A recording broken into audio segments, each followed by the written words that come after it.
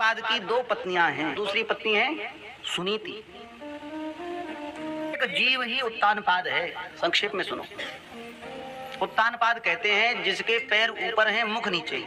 जब जीव संसार है, एक सुरुचि है, सुरुचि कहते हैं मनमुखी आचरण, मनमुखी बुद्धि, और एक सुनीति है, सुनीति कहते हैं सुंदर नीति को, सुंदर नीतिवान बुद्धि को। कोई भी व्यक्ति जब कोई गलत कार्य करता है तो उसे उसकी बुद्धि बताती है, कहती तो है कि ये ठीक है, ये गलत है, पर वह व्यक्ति अपनी सुनीति बुद्धि की बात न मानकर सुरुचि बुद्धि की बात मानते हैं। माता पिता बालकों को समझाते हैं, बालक कहते हैं हमको ज्यादा ज्ञान देने की जरूरत नहीं है। जो है सुरुचि का फल, अपनी रुचि का फल कई बार जब अपनी इच्छा से है तो वह उत्तम भी हो सकता है, ठीक भी हो सकता है, पर वह ध्रुव नहीं हो सकता, वह अटल नहीं हो सकता।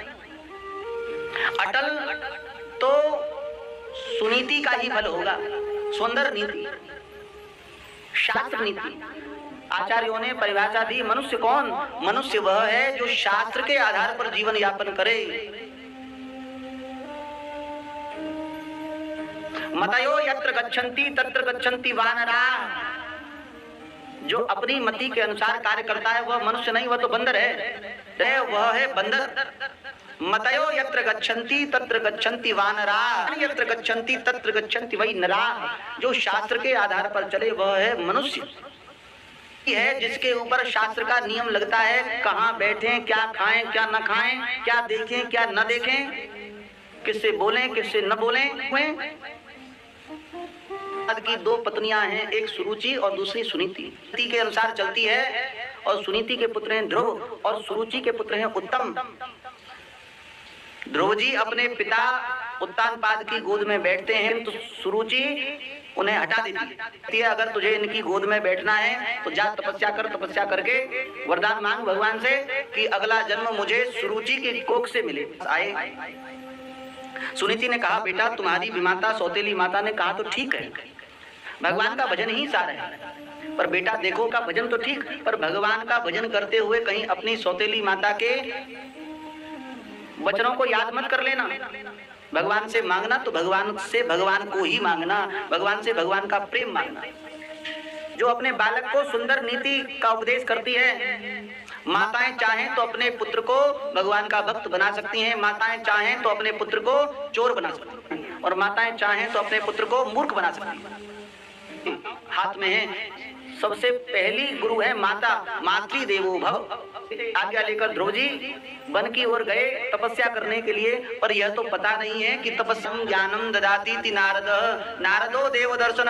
नारद जी का काम होता है भूले बिछड़े जीवों को भगवान की प्राप्ति का उपाय बताना, और हम भगवान का भजन करने जा रहे हैं और आप रोक रहे हैं, आप असली नारद नहीं। नारद जी ने द्वादशाक्षर मंत्र का उपदेश किया और बताया बेटा देख तेरे जैसे छोटे बालक के लिए भजन करने का श्री यमुना जी की शरण, तू यमुना जी के सानिध्य में जाकर मथुरा में नित्य विराजते हैं, ब्रज में पधारे, भगवान की आराधना करना प्रारंभ किया। 7 दिन छोड़ दिया। ध्रुव जी कुछ दिन सूखे पत्ते खाकर रहे, ध्रुव जी ने पत्ते खाने छोड़ दिए। कुछ दिन जल पीकर रहे, ध्रुव जी ने जल पीना छोड़ दिया, केवल वायु का आहार करते करते भी अब ध्रुव जी ने वायु का आहार भी बंद कर दिया। वायु का आहार बंद किया तो ध्रुव जी के प्राण वायु को रोकते ही समस्त देवताओं की प्राण वायु रुक गई। ने भगवान के पास जाकर भगवान से कहा प्रभु प्रभु हम सांस नहीं ले पा रहे, प्रभु आप जाओ और ध्रुव जी को दर्शन दो। कर लिया है, इसीलिए चराचर जगत की श्वास रुक गई है। भगवान ने कहा देवताओं दर्शन देने के लिए नहीं जाऊंगा, ध्रुव का दर्शन करने के लिए जाऊंगा। तएवमुत्सन्नवया उरुक्रमे कृतावनामा प्रययो श्रीविष्टपं सहस्रशीर्षापि ततो गरुत्मता मधोर्वनं मृत्यदिदृक्षयागतः। देने के लिए नहीं आए, भगवान ध्रुव जी का दर्शन करने के लिए आए। भगवान ने विचार किया देखो भगवान की पटरानी है ना यमुना जी, ध्रुव जी जब तपस्या कर रहे हैं यमुना जी के पुलन पर बैठकर, तो ध्रुव जी जैसे बालक को देखकर मैया यमुना जी का हृदय पिघल गया। श्री कृष्ण की प्राप्ति भई है, बिना श्री यमुना जी के अनुगत स्वीकार किए नहीं हुई। श्री मैया सुनीति वैसे ही आप हो। यमुना ही ध्रुव जी का लालन पालन करती हैं। बस जो भगवान ने अवतार धारण किया है, ये अवतार स्वतंत्र अवतार है। इसे भागवत में स्वतंत्र अवतार माना है। हरि भगवान स्तुति कर नहीं पा रहा है। इधर यमुना जी 4 वर्षों तक राज्य करो, और जब ध्रुव तुम 36,000 वर्ष का राज्य करोगे, उसके बाद साक्षात मृत्यु के सिर पर पैर रखकर मेरे उस अचल